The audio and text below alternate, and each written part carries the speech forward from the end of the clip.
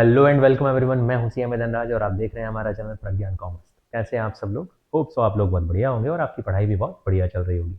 आज के इस वन शॉट वीडियो में मैं लेकर आया हूं पार्टनरशिप का अंत या पार्टनरशिप फर्म का अंत यानी कि डिसोल्यूशन ऑफ पार्टनरशिप, जिसमें हम डिस्कस करेंगे फर्म के डिसोल्यूशन से रिलेटेड अकाउंट्स कैसे मेंटेन किए जाते हैं, जहां पर एसेट्स को हम सेल करेंगे या एसेट्स को डिस्पोज करेंगे और लाइबिलिटीज को पे ऑफ करेंगे।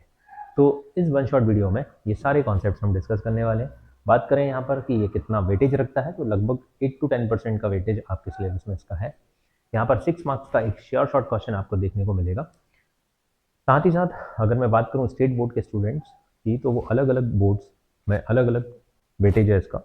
अप्रोक्स आप मान के चलिए कि 4 5 6 मार्क्स अलग अलग बोर्ड्स में अलग अलग मार्क्स में क्वेश्चन आते हैं। सीबीएसई में यहाँ पर 6 मार्क्स का आता है, एमपी बोर्ड में यहाँ पर 4 मार्क्स का क्वेश्चन आपको देखने को मिल जाएगा। तो अगर आप हमारे चैनल पर नए हैं तो हमारे चैनल को सब्सक्राइब कर लीजिए, बेल नोटिफिकेशन को प्रेस कर दीजिए सो दैट आपको आने वाले सभी इंपॉर्टेंट वीडियोस टाइम पर मिल सके। तो बगैर किसी देरी के चलिए शुरू करते हैं। तो यहाँ पर हम बात करेंगे कि डिसोल्यूशन होता क्या है। ये एक वन शॉट वीडियो है। तो सबसे पहले डिसोल्यूशन ऑफ फर्म और डिसोल्यूशन ऑफ पार्टनरशिप में क्या डिफरेंस होता है। डिसोल्यूशन ऑफ पार्टनरशिप की जब बात आती है तो पार्टनरशिप का अंत होता है, पार्टनरशिप फर्म का अंत नहीं होता है। डिसोल्यूशन ऑफ पार्टनरशिप फर्म की जब बात आती है तो यहाँ पर हमेशा हमेशा के लिए हमारी जो फर्म होती है वो अपना बुक्स ऑफ अकाउंट क्लोज कर देती है, लाइबिलिटीज को पे ऑफ कर देती है, एसेट्स को डिस्पोज ऑफ किया जाता है। तो डिसोल्यूशन ऑफ पार्टनरशिप में जितने भी हमने इससे पहले रिकॉन्स्टिट्यूशन के चैप्टर पढ़े हैं, चाहे वो हमारा चेंज इन पीएसआर हो, चाहे वो आपका एडमिशन हो, रिटायरमेंट हो या डेथ हो, ये चारों चैप्टर्स हमने जो देखे हैं ये डिसोल्यूशन ऑफ पार्टनरशिप की कैटेगरी में आते हैं।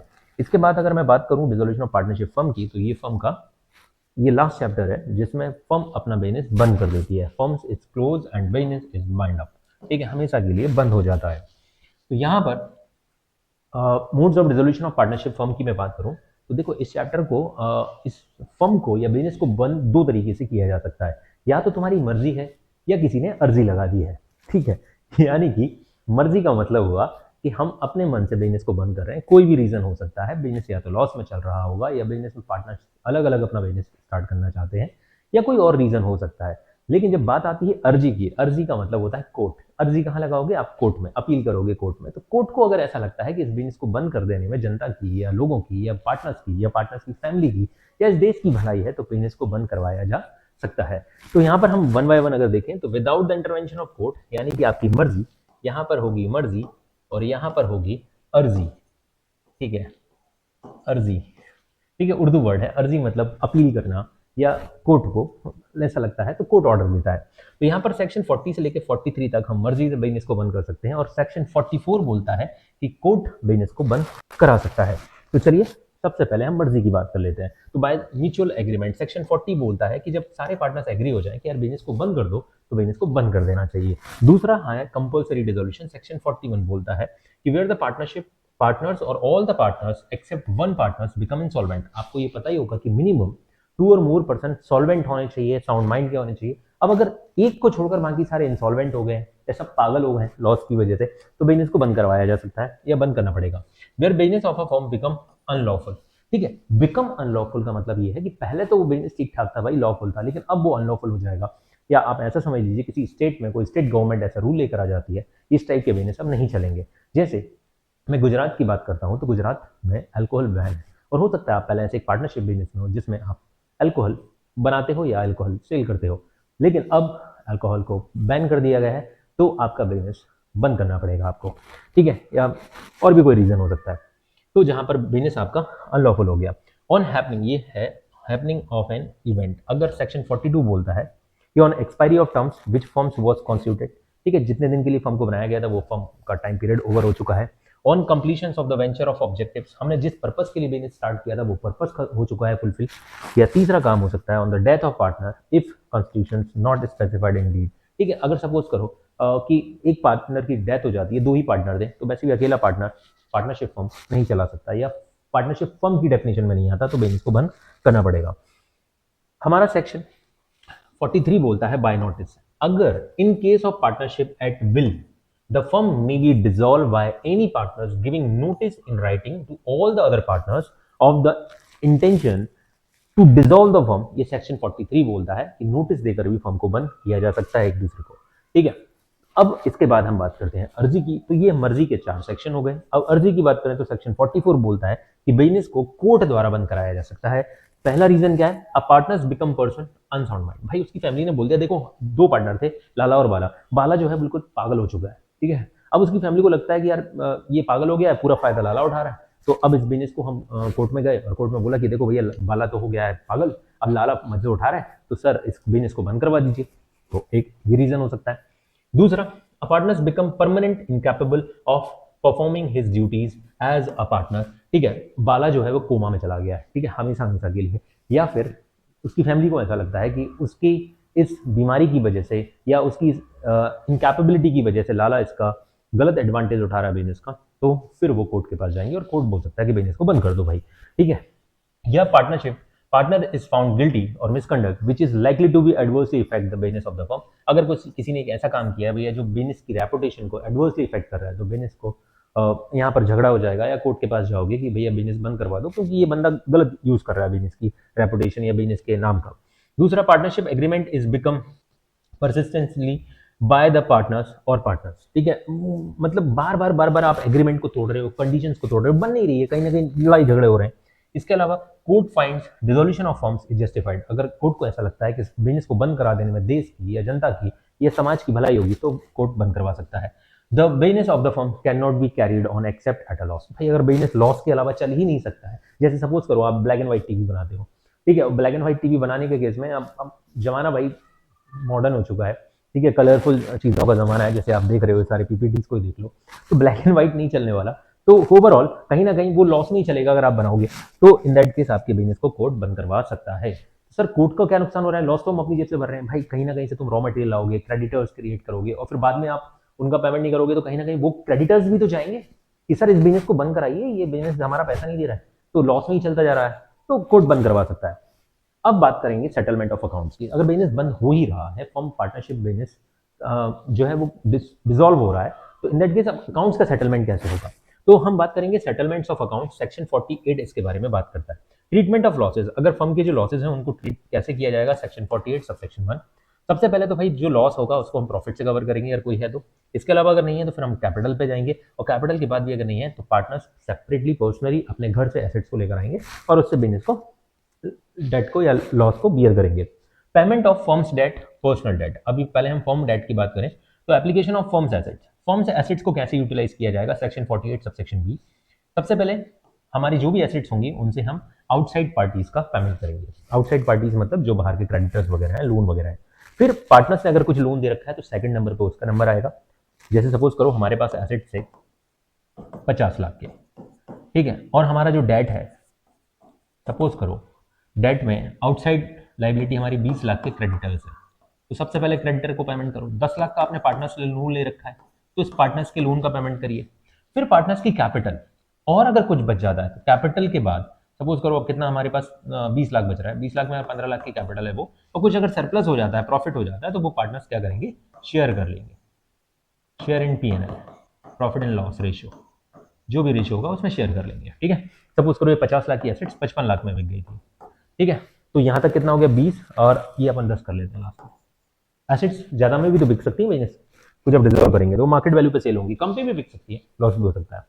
अब बात आती है कि payment of firms debt and private date.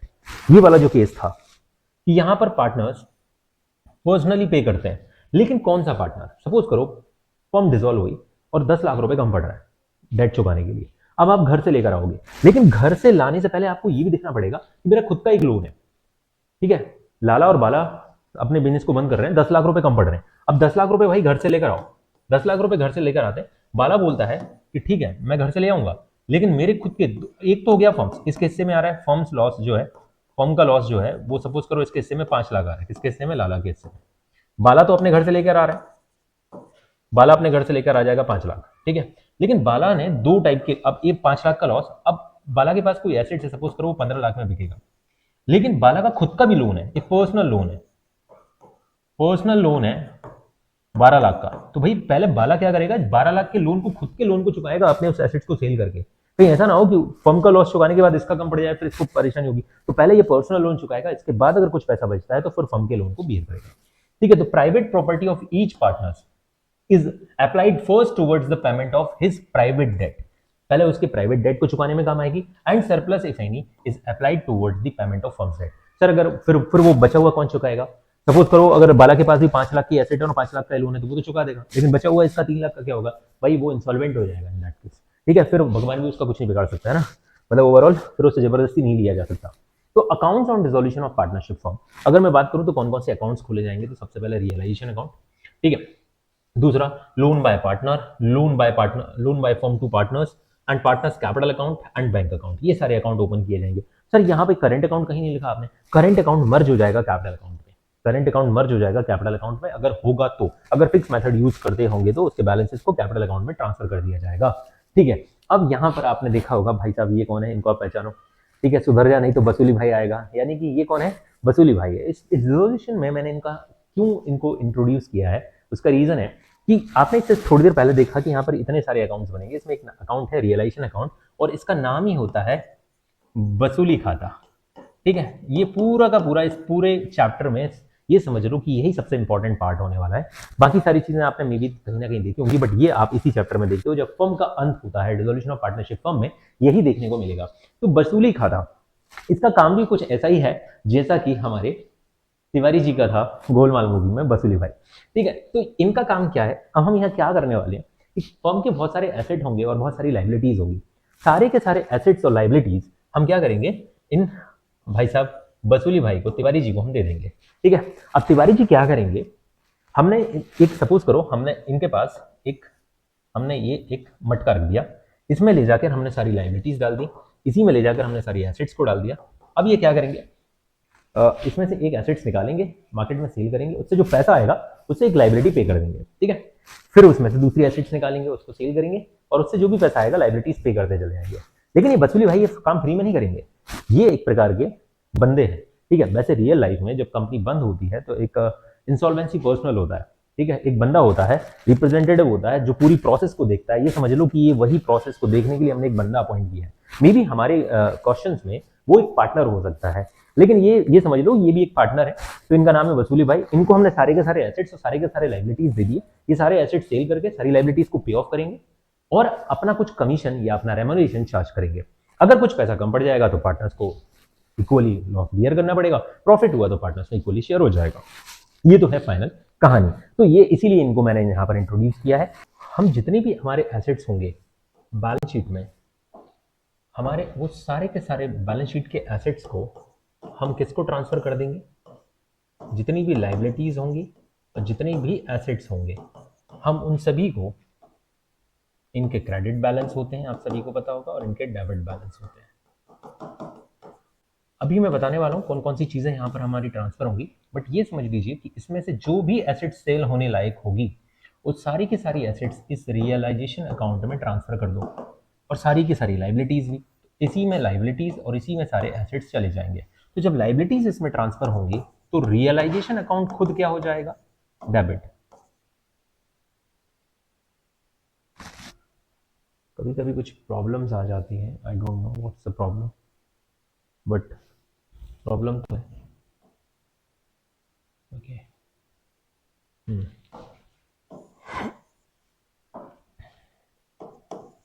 तो जितनी भी हमारे रियलाइजेशन अकाउंट को डेबिट और टू लाइबिलिटीज, क्योंकि लाइबिलिटीज हमने सारी की सारी किसको दे दी है, वसूली भाई को दे दी। ठीक है, तो लाइबिलिटीज हमारी सारी की सारी खत्म हो गई और कहाँ चली गई, रियलाइजेशन अकाउंट में। ऐसे ही सारी की सारी एसेट्स चली जाएंगी कहाँ पर, रियलाइजेशन अकाउंट में। इसकी एंट्री क्या हो जाएगी, एसेट्स अकाउंट जो हमारा डेबिट होता है वो क्रेडिट हो जाएगा और रियलाइजेशन अकाउंट क्या हो जाएगा, रियलाइजेशन अकाउंट डेबिट टू हमारे जो भी सेंड्री एसेट्स होंगे वो हम इसमें ट्रांसफर कर देंगे। तो इससे हमारी सारी एसेट्स अकाउंट क्लोज हो जाएंगे। जो सेलेबल एसेट्स हैं, याद रखना हम उन्हीं एसेट्स को ट्रांसफर करेंगे जिनसे कुछ मिलने वाला है, सेलेबल एसेट्स।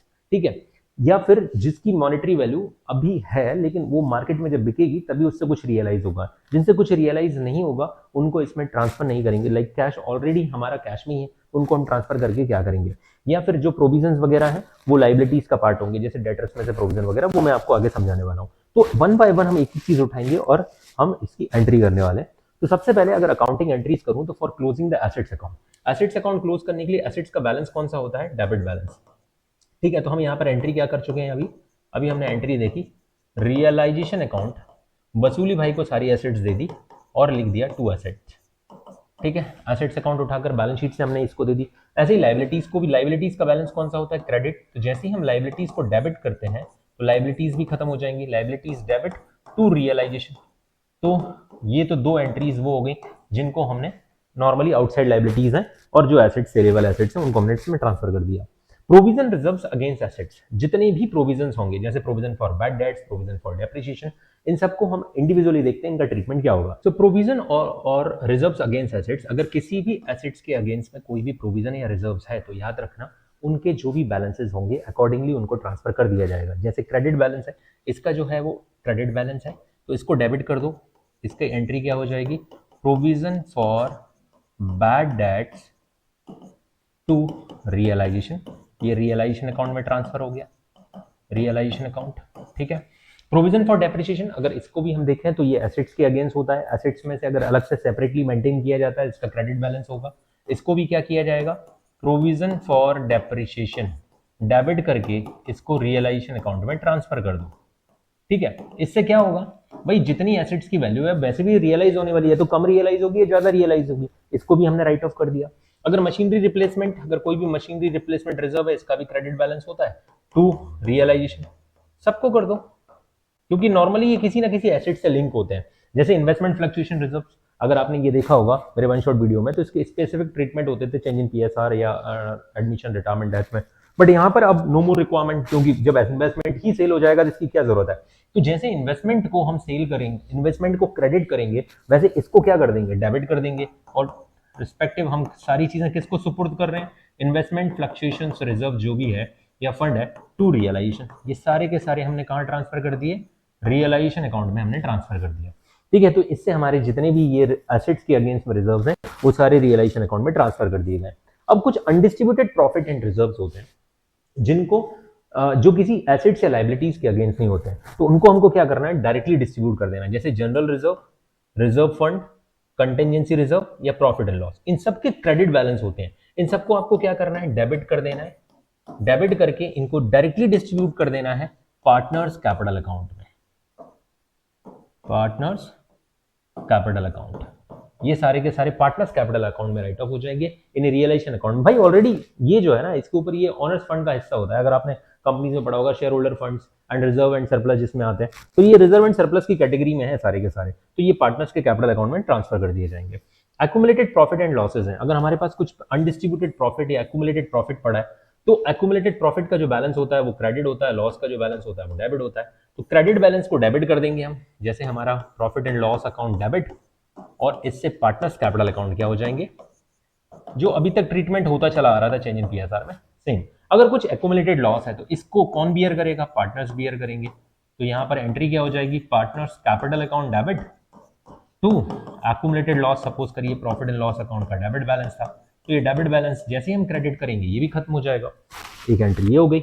इसके बाद वर्कमैन कंपनसेशन रिजर्व, इसको थोड़ा डिटेल में हम देखेंगे, क्योंकि ये बनाया जाता है किसी ना किसी लाइबिलिटी के लिए। वर्कमैन कंपनसेशन रिजर्व बनाया जाता है वर्कमैन कंपनसेशन क्लेम के लिए, डब्ल्यूसीसी के लिए। डब्ल्यूसीआर इज फॉर, डब्ल्यूसीआर किस लिए बनाया जाता है, फॉर वर्कमैन कंपनसेशन क्लेम के लिए। तो in case there is no liability against WCR, अगर भाई डब्ल्यूसीआर के अगेंस्ट में कोई लाइबिलिटी नहीं है, मतलब जितने का डब्ल्यूसीआर था, सपोज एग्जांपल के तौर पे 50,000 का हमारा डब्ल्यूसीआर था, ठीक है, अब कोई लाइबिलिटी नहीं है, सीधा इस डब्ल्यूसीआर का जो क्रेडिट बैलेंस था उसको ले जाके पार्टनर्स कैपिटल अकाउंट में ट्रांसफर कर दो, पार्टनर्स कैपिटल अकाउंट, खत्म। ठीक है, तो डब्ल्यूसीआर की रिक्वायरमेंट नहीं थी, तो ये फ्री रिजर्व हो गया, इसके ऊपर कोई लाइबिलिटी नहीं थी। इन case the amount liability is less than the amount of WCR, अब यहां पर सपोज करिए हमारा जो डब्ल्यूसीआर है वो 50,000 का है, ठीक है, लेकिन जो हमारा डब्ल्यूसीसी है, वर्कमैन कंपनसेशन क्लेम, वो इससे कम, यानी कि सपोज करो वो 30,000 है।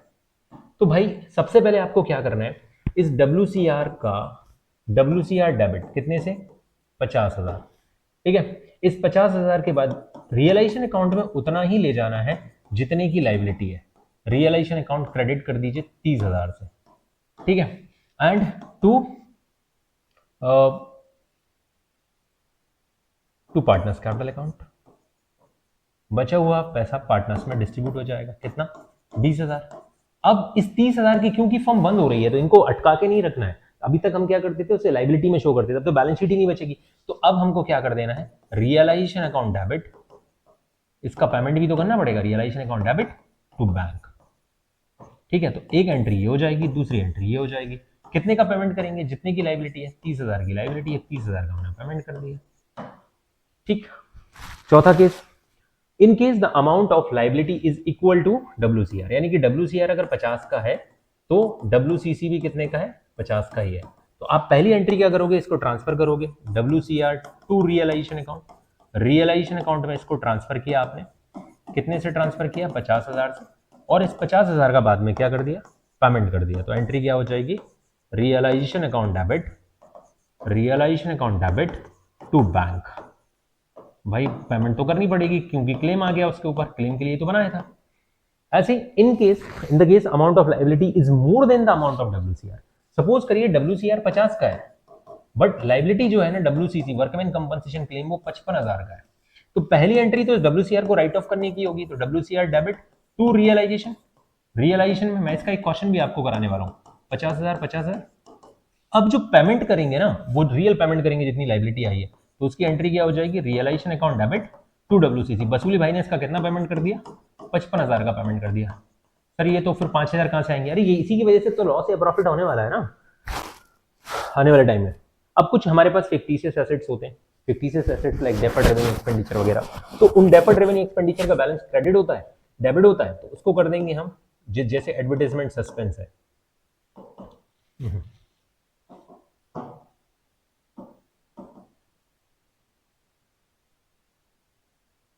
एडवर्टाइजमेंट सस्पेंस एक नाम और होता है इनका, डेफर्ड रेवेन्यू एक्सपेंडिचर।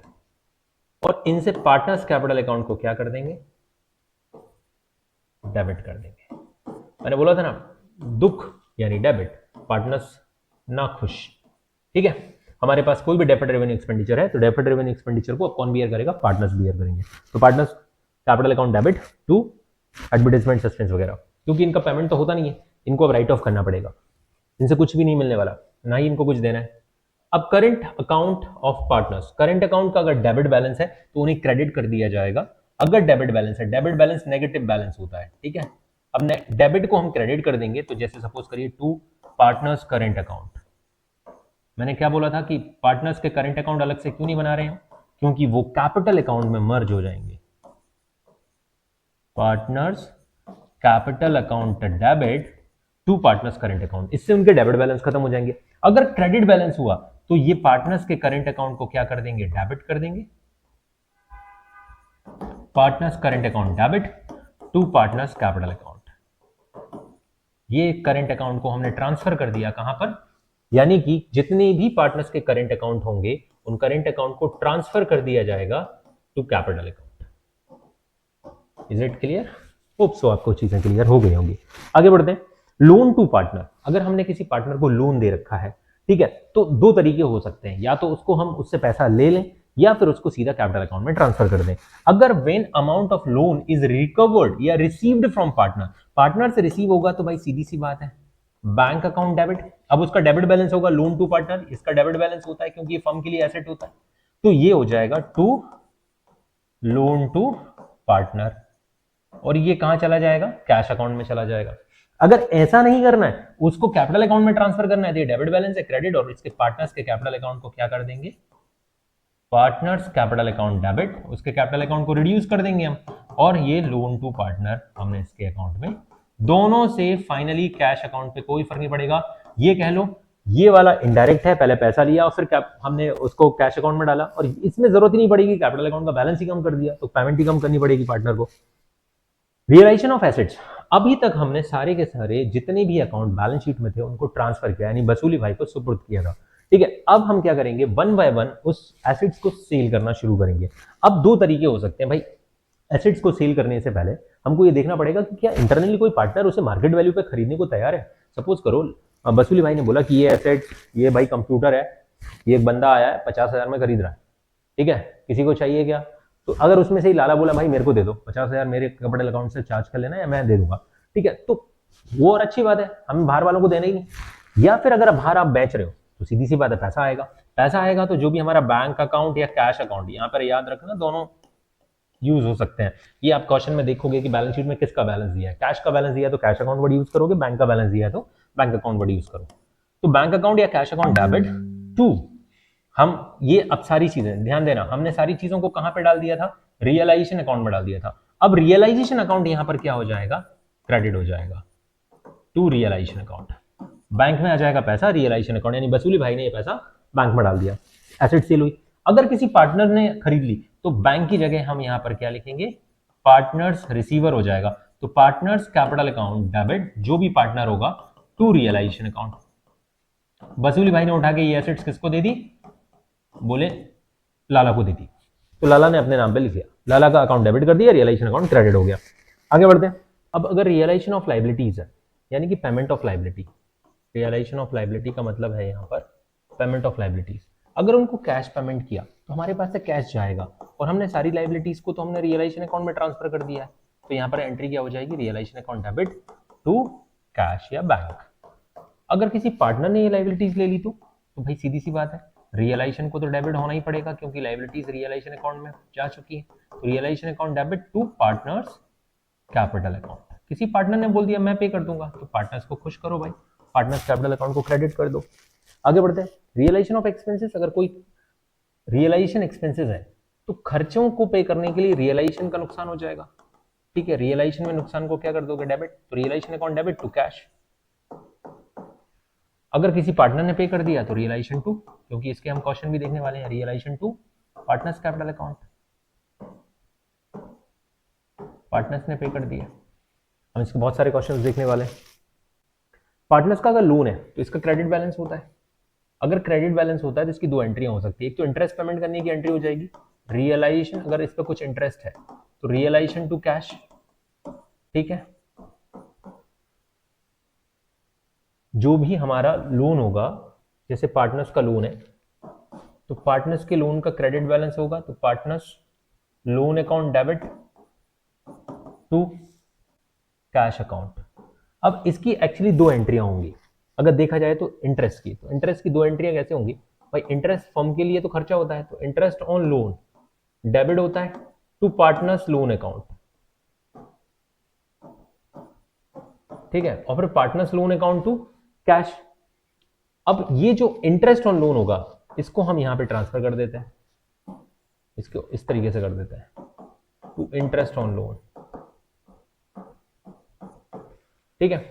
अब इंटरेस्ट ऑन लोन हमने जो पे किया है और ये यहां पर जुड़ जाएगा, और दोनों आपस में, जैसे सपोज करो पार्टनर्स का लोन 5,000 का था और 500 रुपए का इंटरेस्ट था, तो टोटल हमारा पार्टनर्स लोन कितने का हो जाएगा, 5500 का हो जाएगा, तो 5500 का कैश चला जाएगा, और 500 रुपए का जो इंटरेस्ट है वो रियलाइजेशन अकाउंट में क्या हो जाएगा, डेबिट हो जाएगा। आगे बढ़ते हैं। Assets taken over by any liability, इसको कहते हैं सेटलमेंट। अगर किसी भी एसेट्स और लायबिलिटी का सेटलमेंट हो रहा है, सपोज किसी क्रेडिटर का पेमेंट किसी डेटर ने कर दिया, तो इनकी कोई एंट्री नहीं होगी, याद रखना, नो एंट्री, इसकी कोई एंट्री नहीं करेंगे। जब भी किसी चीज का सेटलमेंट हो जाए, no entry in the books of account, ठीक है। आगे बढ़ते हैं। ये पूरा का पूरा फॉर्मेट है। हम जितनी भी बैलेंस शीट में एसेट्स दिखती है हमको और लायबिलिटीज दिखती है, उनको हम रियलाइजेशन अकाउंट में भेजते हैं, साथ ही साथ उनकी वसूली करते हैं और लायबिलिटीज को पे ऑफ करते हैं। तो एसेट्स को यहां से यहां भेजेंगे, लेकिन कौन कौन से एसेट्स को, एक्सेप्ट कौन सी चीजों को नहीं भेजना है, कैश, बैंक, फिक्टिशियस एसेट्स जो कैपिटल अकाउंट में चली जाएंगी, डेबिट बैलेंस पीएनएल का, ठीक है, पार्टनर्स के capital account, current account, loan account, जिनके अलग से अकाउंट बनने हैं वो, प्लस जो कैपिटल अकाउंट में मर्ज होने वाले वो, उनको छोड़कर बाकी सबको यहाँ भेज देंगे। जो बिकने वाले सारी लाइबिलिटीज को यहाँ से यहाँ ट्रांसफर कर दो। ये तो पूरा कॉपी पेस्ट करना है आपको इतना, और इसके फ्री के मार्क्स मिलने वाले हैं आपको 1.5 से 2 नंबर। तो ऑल लाइबिलिटीज एक्सक्लूडिंग कौन कौन सी चीजें नहीं भेजनी है, current account, PNL account, reserves, इनको नहीं भेजना है। इसके अलावा अगर एसेट्स के अगेंस्ट में कोई भी प्रोविजन है तो उसको हम यहाँ से यहाँ ट्रांसफर कर देंगे, provision on any assets such as provision for doubtful debts या प्रोविजन फॉर डेप्रिसिएशन। अगर लाइबिलिटीज से रिलेटेड कोई हुआ प्रोविजन तो उसको भी यहाँ पे लिख सकते हो, जैसे provision for discount on creditor, उसको इधर लिख देना। इसके अलावा जब हम लाइबिलिटीज का पेमेंट करना शुरू करेंगे तो इससे पहले, लाइबिलिटीज का पेमेंट करने से पहले हम बात कर लेते हैं एसेट्स से जो वसूली होगी उसकी। एसेट्स को हमने एक एसेट्स निकाला वसूली भाई ने और एक एसेट्स बेचा मार्केट में, तो बैंक एंट्री क्या होती है, bank to realisation, bank account debit, realisation credit हो रहा है बैंक या कैश की वजह से। अगर कोई अनरिकॉर्डेड एसेट्स बिक जाती है तो वो भी बाय बैंक। अगर कोई पार्टनर किसी एसेट्स को खरीद लेता है, चाहे वो रिकॉर्डेड हो या अनरिकॉर्डेड, तो बाय पार्टनर्स कैपिटल अकाउंट। इसके अलावा लाइबिलिटीज का जब हम पेमेंट करना शुरू करेंगे तो टू बैंक, जो भी हमने लाइबिलिटीज का पेमेंट किया इस साइड। अगर कोई भी खर्चा है, एक्सपेंसेस ऑन रियलाइजेशन, तो टू बैंक, हमने एंट्री की थी रियलाइजेशन टू बैंक, वो यहाँ आ जाएगा। इसके अलावा कोई भी खर्चा, एक्सपेंसेस ऑन रियलाइजेशन, तो वो भी यहाँ जाएगा। दो बार लिख दिया है क्या? Discharge of liability to bank, amount paid for unrecorded liability. Okay, recorded liability, unrecorded liability और खर्चे, ये तीनों यहाँ आ गए। इसके बाद अगर किसी पार्टनर्स ने किसी लाइबिलिटी का, चाहे वो रिकॉर्डेड हो या अनरिकॉर्डेड, अगर उसका पेमेंट करता है तो पार्टनर्स कैपिटल अकाउंट क्रेडिट हो जाएगा और रियलाइजेशन अकाउंट डेबिट हो जाएगा। अब इसके बाद या तो प्रॉफिट आएगा, लॉस। अगर क्रेडिट साइड का एक्सेस आता है तो to profit, transfer to partners capital account, और अगर लॉस आता है तो ये यहाँ पर एक्चुअली गलती से लिख दिया, इसको यहाँ पे लिख लेंगे बाय पार्टनर्स कैपिटल अकाउंट। तो मैं यहाँ पर एक छोटा सा आपको फिर से फॉर्मेट बना के दिखा रहा हूँ। यहाँ पर आपको क्या करना है, सारी की बुक वैल्यू, जितनी भी एसेट्स की बुक वैल्यू है, बुक वैल्यू ऑफ एसेट्स, जो एक्सक्लूडिंग कैश, जो चीजों के अलग से अकाउंट बनने वाले उनको छोड़कर, deferred revenue, expenditure, fictitious assets को छोड़कर सारी एसेट्स लिखेंगे, टेंजिबल इंटेंजिबल सारी। इसके अलावा जहां पर जो भी हमारी बुक वैल्यू ऑफ लाइबिलिटी होगी उसको हम यहाँ पे लिखेंगे, book value of liabilities excluding partners capital account, current account, general reserve, ठीक है, इनको छोड़कर। इसके बाद जो एसेट्स मार्केट में बिकेंगी वो बाय बैंक या कैश, भाई सीधी सी बात है, एसेट्स बिकेगी या कोई पार्टनर खरीद लेगा तो bye partners capital account.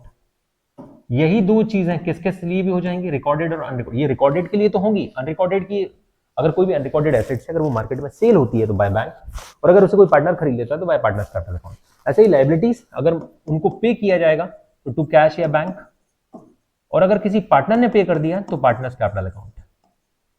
Realisation account debit to partners capital account. यही चीजें अनरिकॉर्डेड लाइबिलिटी के लिए भी होंगी, बैंक और पार्टनर्स कैपिटल अकाउंट। इसके अलावा कोई अगर खर्चे हो जाते हैं तो वो भी टू कैश या बैंक, जो भी एक्सपेंसेस होंगे उनको यहां पर लिख देंगे बस। अब अगर क्रेडिट साइड का एक्सेस हो रहा होगा तो टू पार्टनर्स कैपिटल अकाउंट, ठीक है, एक्स बाय जेड जो भी है, और अगर लॉस हो रहा होगा तो बाय पार्टनर्स कैपिटल अकाउंट। बस आपको आपका यहां पर रियलाइजेशन अकाउंट कंप्लीट हो जाता है। 6 मार्क्स का एग्जाम में पिछले कई सालों से यही क्वेश्चन आने को बनता है, या तो जनरल एंट्री आएगी या प्री आएगा। अब distinction between revaluation account and realisation account. Revaluation account जब हमारे change in PSR, admission, death, retirement के टाइम पर बनता है, जब रिकॉन्स्टिट्यूशन होता है या डिसोल्यूशन ऑफ पार्टनरशिप होता है। जब डिसोल्यूशन ऑफ पार्टनरशिप फॉर्म होता है तो रियलाइजेशन अकाउंट मेंटेन किया जाता है। तो ये difference exam point of view से एमपी बोर्ड और स्टेट बोर्ड के स्टूडेंट के लिए इंपॉर्टेंट है, सीबीएसई में कम आता है। अब यहाँ पर हम जनरल एंट्री करने वाले हैं WCR से रिलेटेड। मैंने बताया था कि WCR स्पेशली बनाया जाता है किस चीज के लिए, for WCC, workman compensation claim के लिए बनाया जाता है। अब इससे रिलेटेड 4-5 केस हो सकते हैं, वो हम यहाँ पर देखेंगे। सबसे पहले देखते हैं WCR, लाला वाला पार्टनर है, 2:1 का रेशियो है। सबसे पहले केस में दिया है कि WCR is stored at 1,50,000 in the balance sheet and there is no liability towards the workman compensation। ठीक है, कोई भी लाइबिलिटी नहीं है तो सीधा सीधा WCR को उठाइए, ये फ्री रिजर्व हो गया है और पार्टनर्स के कैपिटल अकाउंट में बांट देंगे। अब यहाँ पर पार्टनर्स के नाम ऑलरेडी दिए हुए हैं तो हम पार्टनर्स को लिखेंगे लाला एंड बाला, लाला एंड बाला। ठीक है, 1,50,000 का हमारा लाइबिलिटी था, 1 लाख रुपए इसको मिल जाएगा और 50,000 रुपए इसको मिल जाएगा। ठीक है, कैसे मिला? 1,50,000 को हमने किस रेशियो में बांट दिया, 2/3 और 1/3 में हमने बांट दिया। दूसरा केस क्या है? दूसरा केस हमारा है कि WCR हमारा 1,50,000 का और क्लेम 90,000 का है। ठीक है, तो अब इसकी दो एंट्री होंगी। पहली एंट्री क्या होगी, WCR टू रियलाइजेशन, 1,50,000 में से 90,000 तो रियलाइजेशन अकाउंट में ट्रांसफर कर दो और बाकी लाला और बाला में बांट दो, लाला एंड बाला। ठीक है, तो 60,000 बढ़ जाएगा तो कितना हो जाएगा, 60 में से 40 हो जाएगा लाला का और 20,000 हो जाएगा बाला का। कैसे? 2:1 के रेशियो में। अब जो सेकंड रियलाइजेशन अकाउंट में जितना क्लेम गया है, जितना ट्रांसफर हुआ है, उसका पेमेंट भी तो करना पड़ेगा। तो एक एंट्री क्या हो जाएगी, रियलाइजेशन टू बैंक। क्लियर? ये कितना हमारा 90,000 का पेमेंट रियलाइजेशन अकाउंट में आपको बाय डिफॉल्ट कर देना, क्योंकि फर्म अपने बुक्स ऑफ अकाउंट क्लोज कर रही है, इस बार लायबिलिटी को पे ऑफ कर दो। तीसरा केस क्या है, workman compensation reserve is 150 and the balance sheet in the liability भी 150 की है। भाई जितने का रिजर्व था उतने की लायबिलिटी है।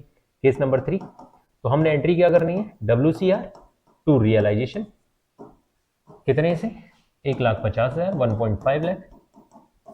ठीक है, ये फर्स्ट एंट्री, और सेकंड एंट्री क्या हो जाएगी, realisation account debit to bank, 1.5 lakh का पूरा पेमेंट कर दिया हमने। स्पेशल ट्रीटमेंट है, याद रखना, WCR का। चौथा केस क्या है, WCR हमारा 150 का है, बैलेंस शीट में लायबिलिटी 2 लाख की है। अब यहां पर भी क्या करना है, सेम एंट्री होगी लगभग, बस पेमेंट 2 लाख का कर देना। तो आप एंट्री क्या करोगे, WCR डेबिट करोगे कितने से, 1.5 लाख टू रियलाइजेशन में WCR को कितना ट्रांसफर करोगे, 1.5 लाख। पेमेंट की जब बात आएगी तो पेमेंट कितनी करोगे, 2 लाख की पेमेंट कर देना।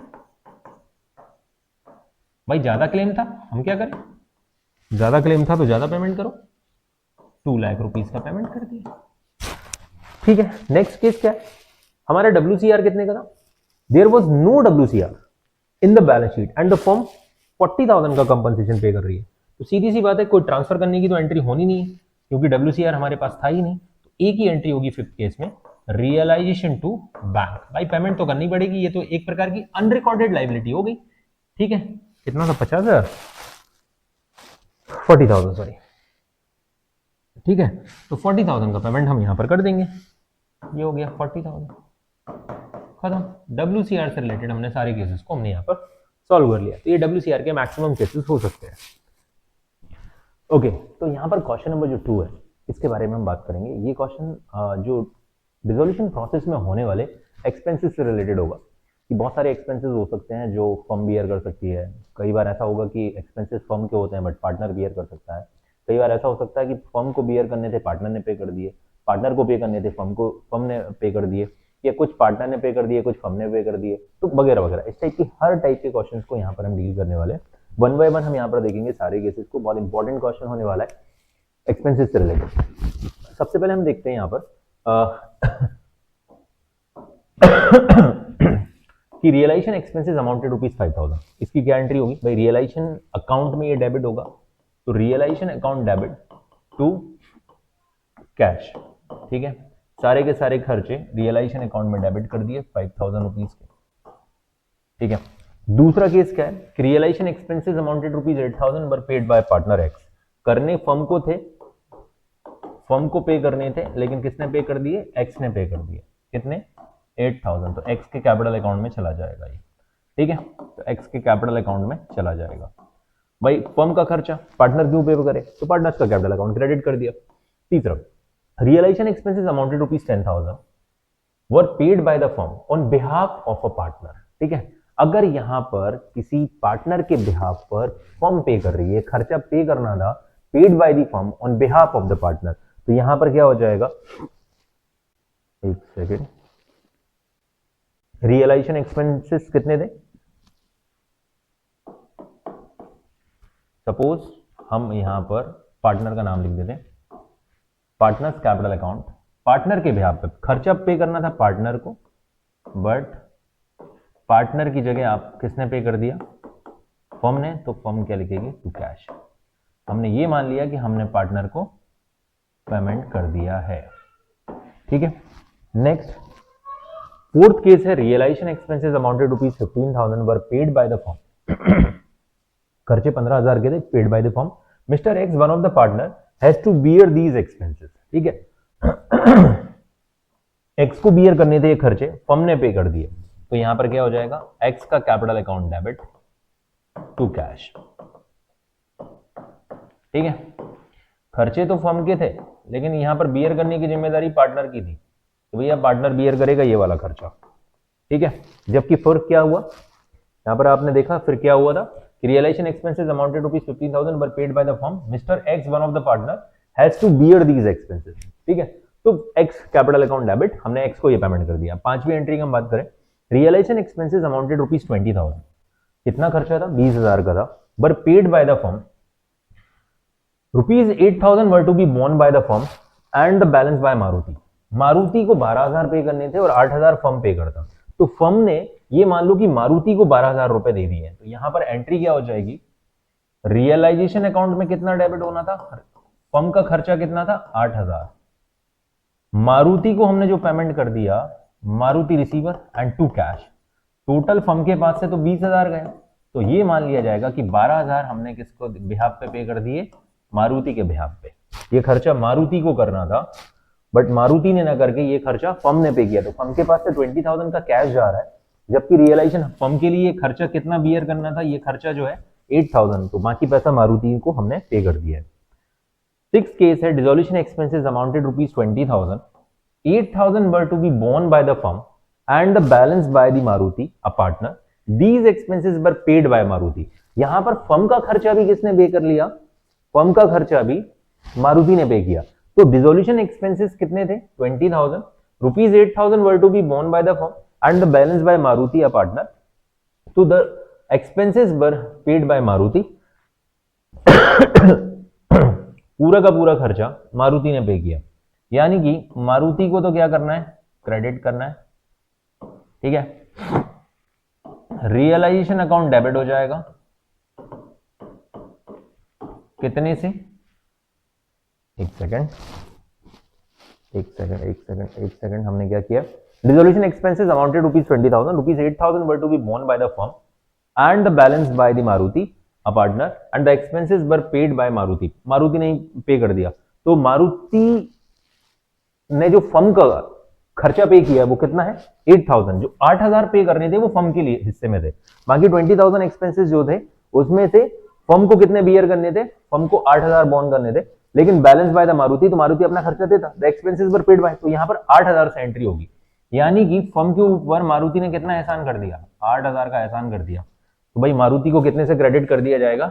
8,000 से क्रेडिट कर दिया जाएगा। बाकी 12,000 तो मारुति को देने थे, वो देगा पर्सनली। सेवेंथ एंट्री है, Sudhir a partner was allowed a remuneration of 10,000 to carry out dissolution of the firm. इसको 10,000 रुपए का कंपनसेशन मिल रहा है कि तुम इस पूरे डिसोल्यूशन प्रोसेस को देखो। And he was to bear all the expenses of realisation which amounted ₹16,000 but by paid by the firm, ठीक है। ये खर्चे 16,000 के थे, ठीक है, जबकि सुधीर को रेम्यूनरेशन कितना मिल रहा था? 10,000 का। 10,000 तो रेम्यूनरेशन मिलना था, यहां पर फर्म ने उसको कितने पे कर दिए? 16,000 रुपए। तो सुधीर जो पार्टनर है उसको रेम्यूनरेशन तो 10,000 मिल रहा था, ठीक है, to carry out the dissolution of the firm and he was to bear all the expenses. इसके लिए तो वो अपना ये प्रोसेस देखता, लेकिन फर्म के पास से कितना पैसा चला गया? 16,000। तो जरा ध्यान से सोचिए, फर्म के पास से कितना पैसा गया? फर्म के पास से चला गया 16,000। अब फर्म ने तो बात की थी भाई कि हम 10,000 रुपए तुमको देंगे। अब यहां पर रियलाइजेशन अकाउंट में हमने उससे बात की थी कि हम तो तुम्हें 10,000 रुपए देंगे, हमारा खर्चा तो रियलाइजेशन डिसोल्यूशन प्रोसेस का कितना है? 10, यानी कि 6,000 रुपए हम क्या मान लेंगे? हमने किसको दे दिए? सुधीर को, ठीक है। सुधीर को हमने कितने एक्स्ट्रा पे कर दिए? 10,000 रुपए। अदरवाइज देखो, एंट्री अगर 10,000 की होती तो होती रियलाइजेशन टू सुधीर, ठीक है, 10,000, लेकिन या रियलाइजेशन टू कैश 10,000। अब सुधीर ने उल्टा 6,000 और एक्स्ट्रा ले लिए, यानी कि टोटल 16,000 रुपए का जो खर्चा था वो किसने बियर किया? पूरा का पूरा फर्म ने बियर किया। इसमें से 6,000 रुपए सुधीर को एक्स्ट्रा दे दिए, ये मान लो आप, ओके। तो 8 केस क्या है? पार्टनर को अलाउ किया गया रेम्यूनरेशन की, भाई तुम्हें 15,000 रुपए मिलेंगे, डिसोल्यूशन का काम देख लेना, and is to bear all the expenses of rupees, जो भी आपके खर्चे होंगे, रियलाइजेशन के खर्चे आप देखोगे। अब यहां पर क्या हुआ? Realisation which is amounted ₹5,000 were paid by the firm. तो खर्चे करने थे रवि को क्या मिल रहा था? कमीशन या रेम्यूनरेशन। तो हमारा टोटल खर्चा तो 15,000 का था, हम इसमें से रवि को 15,000 रुपए देने वाले थे, बट रवि के बिहाफ पे फर्म ने कितने पे कर दिए? 5,000। भैया अब रवि के लिए बचा कितना? 10,000 बचा। 10,000 हम लोग रवि के कैपिटल अकाउंट में ट्रांसफर कर देंगे। ये हो गई आपकी 8th entry. Is it clear? 9th entry क्या है? Anil partner is paid remuneration of 20,000 for dissolution work, realisation expenses amounted ₹7,500 were paid by the firm. ये आपका टोटल, आप देखो यहां पर उसका कमीशन 20,000 है और रियलाइजेशन एक्सपेंसेस यहां पर बियर नहीं करेगा, वो उसको कमीशन ही मिल रहा है, और खर्चे अलग से फर्म पे करेगी 7,500 जो फर्म ने खुद से पे किए। तो इसकी एंट्री हम क्या करेंगे? पार्टनर का नाम क्या है? अनिल। तो यहां पर जो हमारा 9th केस होगा, इसमें एंट्री क्या होगी? Realisation account debit to Anil. Anil को 20,000 रुपए मिलने हैं एज अ रेम्यूनरेशन, और जो हमारा खर्चा है वो 7,500 का अलग से। 7.5 है, 7 है, एक बार चेक कर लेते हैं, 7.5 है, बिल्कुल सही।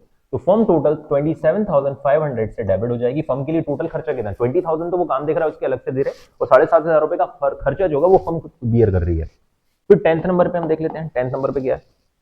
10 नंबर पे है Sunil partner is to paid remuneration of rupees 25,000 for dissolution work. उसको 25,000 रुपए का काम करने के लिए पैसा मिलेगा. Realization expenses amounted to rupees 9,000 were paid by him. ये खर्चा फर्म का था और ये उसने खुद ने पे किया है, यानी यहां पर पार्टनर क्रेडिट हो जाएगा कितने से, एक तो रियलाइजेशन अकाउंट डेबिट, इसको तो ये टू सुनील, ठीक है. तो सुनील ने टोटल 25,000 का तो उसकी खुद की सैलरी या कमीशन मान लो, और 9,000 टोटल 34,000 से ये एंट्री होगी, क्योंकि यहां पर उसको काम देखने के पैसे मिले थे, खर्चे बियर करने के नहीं. खर्चे हो गए उसके 9,000 अलग से. एंड फिर लास्ट एंट्री क्या है, Vijay partner paid realisation expenses of rupees 10,000 and these were to be borne by. उसी को हमने Vijay as a partner paid realisation expenses of rupees 10,000. Vijay ने ये खर्चे 10,000 रुपए खर्च किए और उसी को ये बियर करने थे, तो भाई उसको ही बियर करने थे और उसी ने खर्च कर दिए, तो इसकी फर्म की बुक में कोई एंट्री नहीं होगी. तो there is no entry in the books of firm.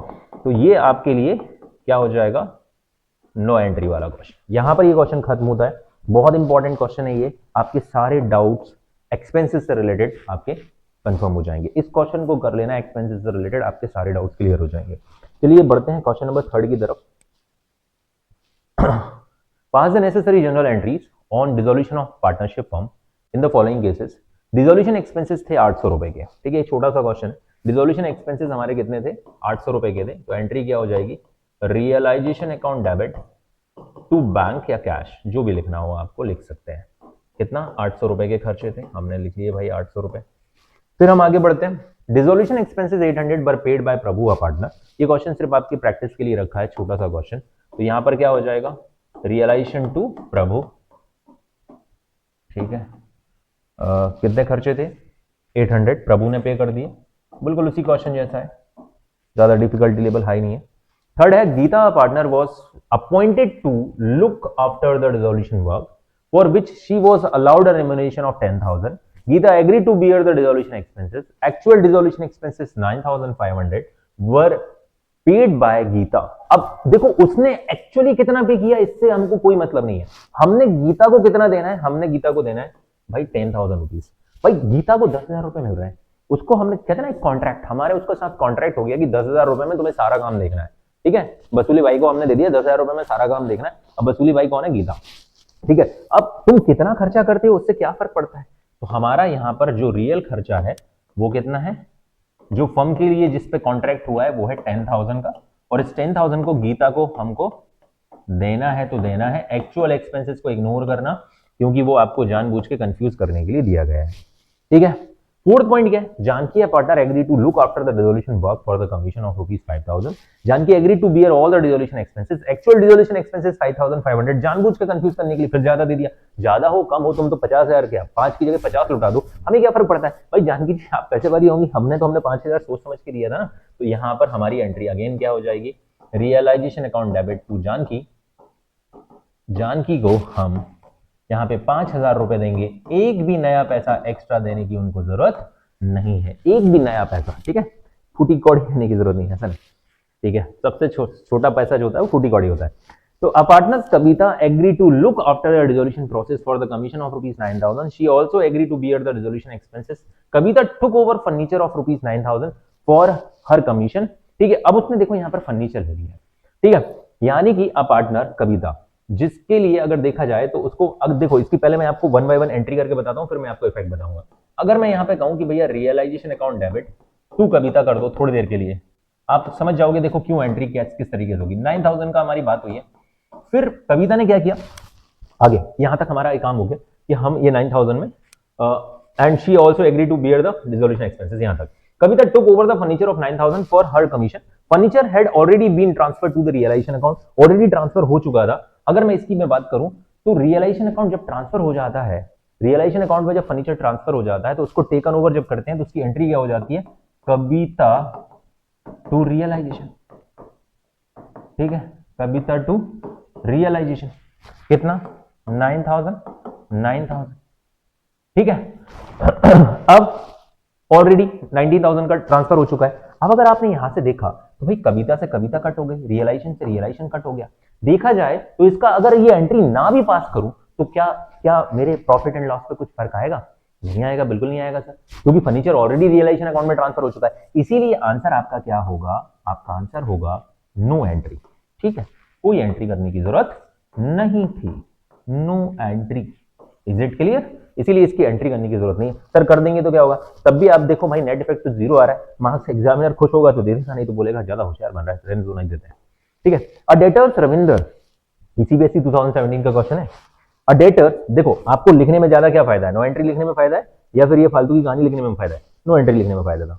A debtors Ravinder for rupees 19,000 agree to pay the dissolution expenses which were rupees 18,000 in full settlement of his date.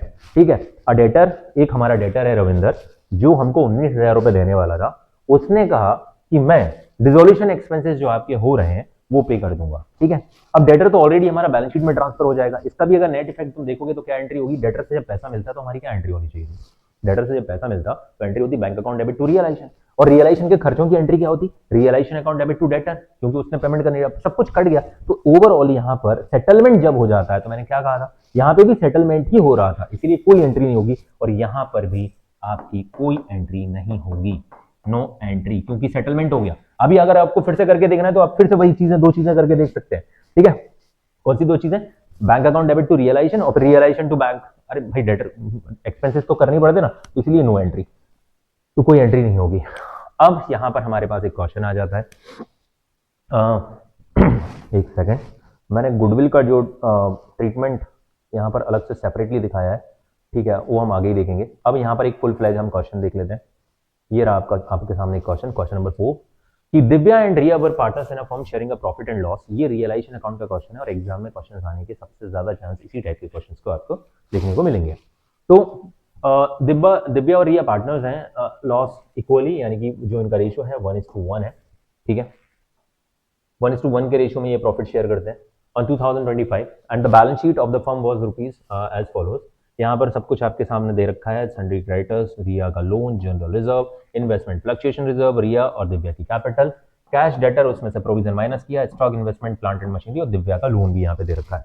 आगे हम देखते हैं क्या क्या पूछा है। The firm was dissolved on above date and the assets and liabilities are settled as follows. The creditor were paid off by giving them the plant and machinery at a discount of 10% and the balance in cash. ठीक है, हमने ये जितना settlement हुआ है, ठीक है, जितने का सेटलमेंट हुआ है उस पे तो कोई एंट्री होने नहीं वाली, and the balance in cash. ठीक है, बैलेंस को हम कैश में दे देंगे। तो the creditors were paid of by giving them the plant and machinery at a discount of 10%। ठीक है, मतलब प्लांट एंड मशीनरी जितने का होगा 10% कम करके हमने वो सेटल कर दिया, और बैलेंस को कैश में पे करेंगे। सिर्फ ये जो कैश में पे करेंगे इसकी एंट्री होगी। दूसरा, Riya's loan was paid with the interest of 500। Interest की मैं एंट्री ऑलरेडी करा चुका हूं आपको, तो हम इस इंटरेस्ट की एंट्री देखेंगे। Debtors realise 10% less of the amount due from them. ठीक है, 10% कम मिलेगा उनसे। Stock was taken over by Riya at 7,000। Investment realise 80% of their book value. Realisation expenses 600 were paid by Divya. Divya you are required, देखो realisation account, Riya's loan account and Divya's loan account, capital account and bank account. ICSE sample paper 2017 का question है, और यहां पर एक चीज याद रखना, मैक्सिमम चीजें कवर हो जाएंगी, आपको इतनी अकाउंट्स बनाने होते हैं। अब हम 1 बाय 1 यहां पर अकाउंट बनाते हैं। तो सबसे पहले मैं यहां पर बैलेंस शीट में सारी एसेट्स को 1 बाय 1 में यहां पर नोट कर लेता हूं। तो डेटर की बुक वैल्यू है 42,000। डेटर की बुक वैल्यू को हम 42,000 यहां पे लेके चलते हैं। टू डेटर 42,000, और प्रोविजन को हम क्या करते हैं, क्रेडिट साइड लिख देते हैं, राइट ऑफ हो जाएगा। देखो कॉपी पेस्ट ही करना है, by provision for bad debt. कितने का था प्रोविजन, हम चेक कर लेते हैं। प्रोविजन आई थिंक 2,000 का था, 6,000 का था।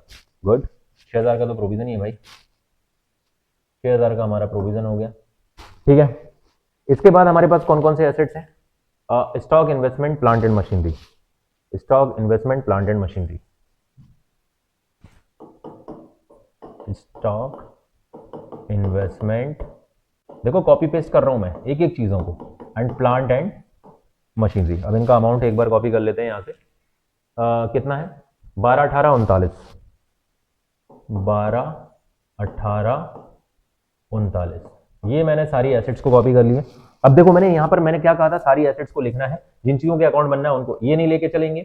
दूसरी चीज, ये लेके नहीं चलेंगे क्योंकि इन दोनों के अकाउंट बनने, बाकी सब मुझे हम इधर से ले गए। अब इधर से ले लेते हैं सन्ड्री क्रेडिटर्स, रियाज लोन, रिया ऑलरेडी पार्टनर है, अलग से बनेगा। General reserve already right of हो जाएगा। इन्वेस्टमेंट फ्लक्चुएशन रिजर्व को ले जाना पड़ेगा। इन सन्ड्री क्रेडिटर और इन्वेस्टमेंट फ्लक्चुएशन रिजर्व, इन दो चीजों को यहां से लेके चलेंगे, दो चीजों को, 60 और 2। क्रेडिटर कितने का है, 60,000 का है, और इन्वेस्टमेंट फ्लक्चुएशन रिजर्व 2,000 रुपए का है। बस इन चीजों को हमने यहां पे लिख लिया, कॉपी पेस्ट किया है सर, और कुछ भी नहीं किया है, ठीक है। तो यहां पर हमारा सब कुछ हो गया। अब हम इन एडजस्टमेंट के ऊपर आ जाते हैं। The creditors were paid of by giving them the plant and machinery at 10% discount. भाई प्लांट एंड मशीनरी अपना था कितने का, जरा हम यहां से देख लेते हैं। प्लांट एंड मशीनरी अपना था 39,000 का, तो 39,000 का 10% कितना होता है, ये आप माइनस कर दो किसमें से, 39 में से, यानी कि 3,900, 4,000 माइनस करेंगे तो कितना बचेगा, 4,000 माइनस करेंगे तो 35 यानी कि 35,100। अब हमारे पास क्रेडिटर कितने के, जरा ध्यान से देखिए, क्रेडिटर कितने के, 60,000 के हैं, ठीक है। अब 60,000 के क्रेडिटर को हमने 35,100 का तो प्लांट एंड मशीनरी सेटलमेंट में दे दिया। अब बैलेंस कितना बचेगा, बैलेंस बचेगा हमारा 25 यानी कि 24,900। पक्का एक बार चेक कर लो, 24,900 ये हम कैश में पेमेंट करेंगे। अब जब भी किसी चीज का सेटलमेंट होता है उसकी कोई एंट्री नहीं होती, तो चलिए आ जाइए।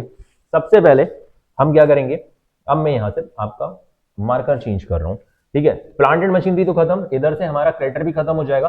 सिर्फ क्रेडिटर को हमको कितना पेमेंट करना है, टू कैश, ठीक है। क्रेडिटर को कितना पेमेंट करना है, 24,900, ये खत्म हो गया, ठीक है। अब अगले आइटम्स की ओर आ जाते हैं। Riya loan was paid with interest, ये बाद में हम देखेंगे। Debtors realise 10% less amount due from them, ठीक है, 10% कम रियलाइज हो रहा है, तो डेटर से हम रियलाइज कर लेते हैं बाय कैश, ठीक है। ये हमने एक एसेट्स को बेचा 10% कम, तो 42,000 माइनस 10% कितना आ जाएगा इससे, ठीक है। चलिए एक एक इंडिविजुअल एसेट्स को लिख लेते हैं। डेटर से कितना आ जाएगा, डेटर से कितना आ जाएगा, 42,000 माइनस 10%, तो 4,200, 42,000 माइनस 10%, 37,800। देखेंगे कुछ और भी बिक रहा है क्या। चलिए ये वाला पॉइंट तो क्लियर हो गया होगा आपको, इससे हमको मिल गया ये point cover. Stock taken over by Riya at 7,000, investment realise 80% of their web. जिसको रिया ने खरीद लिया उसको रिया के कैपिटल अकाउंट में लिख देंगे, थोड़ा स्पेस देके, बाय रियाज कैपिटल अकाउंट। कौन सी चीज को रिया ने खरीदा है, सॉरी रिया ने क्या खरीदा है, 7,000 पे स्टॉक खरीदा है, ठीक है। स्टॉक भी गया कितने में, 7,000 में स्टॉक चला गया रिया के कैपिटल अकाउंट में। इन्वेस्टमेंट को 80% बुक वैल्यू पे रियलाइज हुआ है, तो इन्वेस्टमेंट 18,000 का था, इसका 80% कितना होगा, 14,400 होगा आई थिंक, बट रिस्क नहीं लेते हैं, कर लेते हैं, ठीक है। 14,400, ठीक है। तो ये वाला पॉइंट भी कवर हो गया, ये वाला पॉइंट भी कवर हो गया। रियलाइजेशन एक्सपेंसेस 600 आ रहा है, ठीक है, उसको बाद में लिख लेंगे। अभी आप एक चीज और देख लीजिए, क्या सारी एसेट्स हो गए, बिल्कुल हो गए, तो इनका टोटल कर लेते हैं। 14,400 प्लस 37,800 कितना हो गया, 52,200। अब आपकी रियलाइजेशन एक्सपेंसेस कितने हो गए, टू कैश एक्सपेंसेस हो गए आपके 600 के, ये आपने लिख लिया। प्रोविजन से कुछ रिकवर होना नहीं, आईएफआर से, क्योंकि इन्वेस्टमेंट से ऑलरेडी रिकवर, वो तो राइट ऑफ हो गया, खत्म हो गया, उसका कुछ करना ही नहीं है। अब आपके पास आप देख सकते हैं सारी चीजों को मैं लिख चुका हूं, एक बार फिर से देख लें आप। एक क्रेडिटर का पहला ही पॉइंट हो गया था, ठीक है। दूसरा हमारा Riya's loan was paid with 500 interest, ये हम, हाँ इंटरेस्ट, यस। अब इस इंटरेस्ट के रिलेटेड मैंने क्या एंट्री कराई थी, इंटरेस्ट जब आपको पे करना पड़ेगा तो ये चला जाएगा रियाज लोन अकाउंट में, ठीक है। तो ये टू कैश, ठीक है, रिया लोन अकाउंट, ठीक है, कितना 500 का। ये भी तो हमारे ऊपर एक्स्ट्रा बर्डन आ गया ना, रिया के लोन अकाउंट। जब हम इसकी एंट्री करेंगे तो पहले एंट्री यही करनी पड़ेगी, रिया जो इंटरेस्ट है, इंटरेस्ट ऑन लोन टू रिया, ठीक है, और फिर रियाज लोन टू कैश। जितने का लोन होगा उसमें 500 जुड़ जाएंगे ना, यानी उसका लोन कितने का था, चेक कर लो आप। रिया का लोन कितना था, 15,000 का था, तो अब बंदी को कितने पैसे देने पड़ेंगे, 500 ये वाले और 15,000 वो वाले, तो 15,500 देने पड़ेंगे कि नहीं। तो ओवरऑल ये 500 रुपए तो यहीं आ गया, ठीक है। तो रिया के लोन अकाउंट में या ऐसा कर लो कि ये एंट्री होगी, तो इसका एंट्री हो जाएगा realisation to interest on loan. यहां पर हम क्या वर्ड यूज कर लेते हैं, पेमेंट यहां नहीं कर रहे हैं ना, तो यहां पर हम लिखेंगे इंटरेस्ट ऑन लोन, ठीक है। बस इतनी सारी चीजें हो गई। अब इन सब का टोटल कर लेते हैं 52,200, दोनों का टोटल सेपरेटली करना क्योंकि ज्यादातर केसेस में तो लॉस ही आता है। 60 और ये कितना हो गया 68, ये हो गया 1,27,200। इधर का टोटल कितना हो रहा है, लॉस ही आएगा। 42 और 12 54, 18 39 प्लस 24 900 प्लस 6 5 1100, 1,37,000, 1,37,200। इसमें से 127,200 माइनस करते हैं, 127,200, तो आपका 9,800 का लॉस आ गया। और ये लॉस कौन बियर करेगा, सारे पार्टनर्स। तो bye partners capital account, partners के नाम है दिव्या और रिया, दिव्या एंड रिया। पार्टनर्स का रेशियो क्या है, दिव्या रिया इक्वल पार्टनर है, तो 9,800 को हम इक्वली बांट देते हैं। तो 9,800 को आधा आधा अगर हम करते हैं तो 4,400 नहीं सॉरी 4,900 4,900, ये दोनों का लॉस डिस्ट्रीब्यूट हो गया। ये अपना मैं यहाँ पर लिखना ही भूल गया, दैट्स योर रियलाइजेशन अकाउंट। ठीक है, आगे बढ़ते हैं। अब पार्टनर्स कैपिटल अकाउंट बनाने हैं तो सबसे पहले तो इनके बैलेंसेस कैरी फॉरवर्ड करने पड़ेंगे, बाय बैलेंस बीडी। ठीक है, बैलेंस कितना है अपना, बैलेंस देख लेते हैं दोनों के बैलेंस है 30,000 और 10,000। ठीक है, 30,000 और 10,000, ये हमने इसका बैलेंस उठाया 30,000 और ये 10,000। यहाँ पे पार्टनर भी दो ही हैं तो एक कॉलम को आप यूज मत करिएगा। ठीक है, ये थोड़ा सा इस कॉलम का कोई यूज नहीं है। ठीक है, और इधर इस कॉलम का कोई यूज नहीं है। ठीक है, दिव्या और रिया, दिव्या एंड रिया। ठीक है, अब दिव्या के इसमें दिव्या या रिया का लोन अकाउंट भी था, दिव्या का ही था, ये तो लोन अकाउंट इसमें ट्रांसफर कर लेंगे। दिव्या का लोन कितना था वो अपन चेक कर लेते हैं। दिव्या का लोन था 2,000 रुपए का, डेबिट बैलेंस को यहां पर राइट ऑफ कर लिया जाता है। ठीक है, और आप चाहो तो दिव्या का अलग से लोन अकाउंट भी बना सकते हो। ठीक है, मैंने अलग से लोन अकाउंट बनाया है, मैंने ऑलरेडी फॉर्मेट दिया हुआ है तो मैं उसको अलग से बनाऊंगा, मैं यहाँ पे नहीं लिख रहा हूँ। ठीक है, यहाँ पे एक तो रिया का लोन अकाउंट अलग से बना लेंगे हम, रियाज लोन अकाउंट, और एक बना लेंगे दिव्या लोन अकाउंट। ठीक है, दोनों के अलग अलग लोन अकाउंट बना देंगे। अब इसका डेबिट बैलेंस है तो यहाँ पे लिखेंगे टू बैलेंस बीडी, इसका बैलेंस कितना था 2,000, और इसका क्रेडिट बैलेंस है तो इसको भी लिख लो बाय बैलेंस बीडी, कितना 15,000 है ना। अब इसमें by interest by realisation account लिखो सीधा।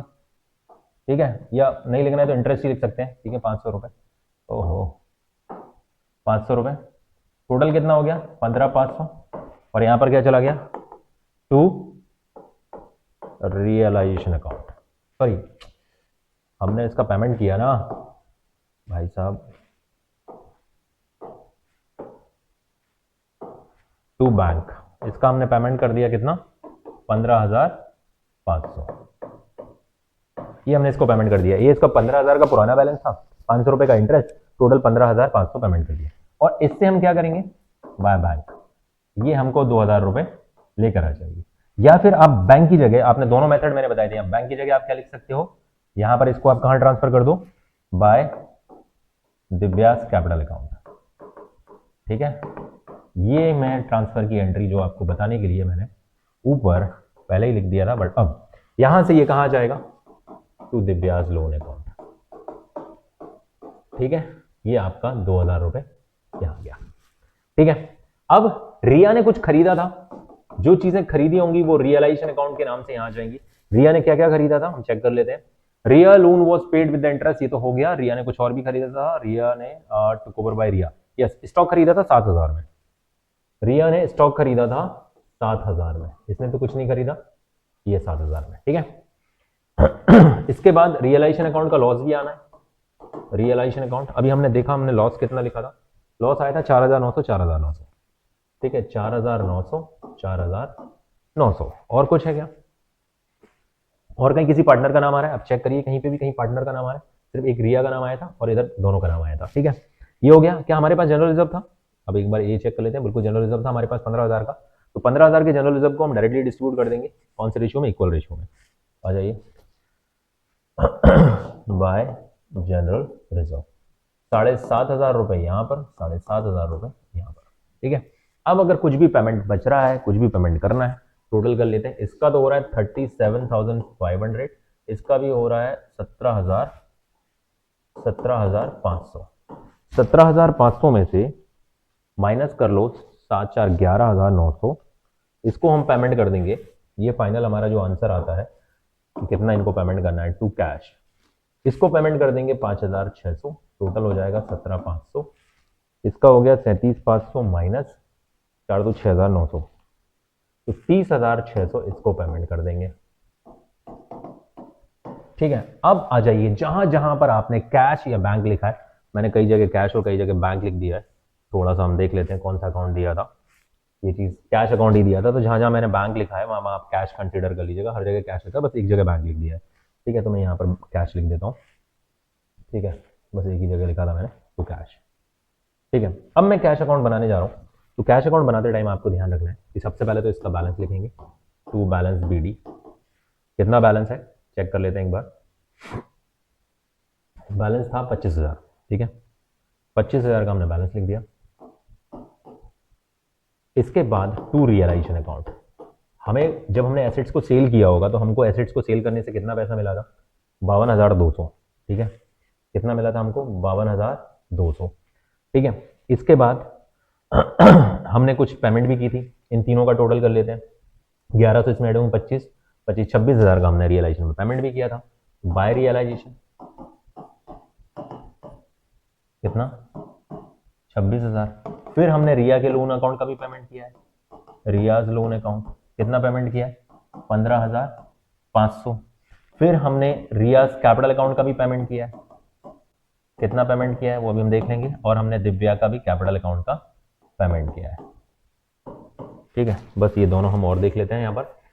30,600 5,600, एक को किया है 30,600, 30,600 दिव्या को किया है, यस 30,600 और 5,600। अब टोटल करके देखते हैं, इक्वल आना चाहिए। 25 ये हो गया 75, 77,200 आ रहा है। इधर का टोटल और देख लेते हैं, 30,600 प्लस 5,600 प्लस 15,500 प्लस 26,000, 77,700। भाई कहीं तो कुछ गड़बड़ हो गई है। 500 रुपये का डिफरेंस आ रहा है, 500 रुपये का डिफरेंस आ रहा है। क्यों आ रहा है 500 रुपये का डिफरेंस, मैंने यहाँ पर गड़बड़ कर दी। ओके, ये मैंने 500 रुपये इसमें ऐड कर लिए थे, जबकि ये 500 रुपये नहीं है।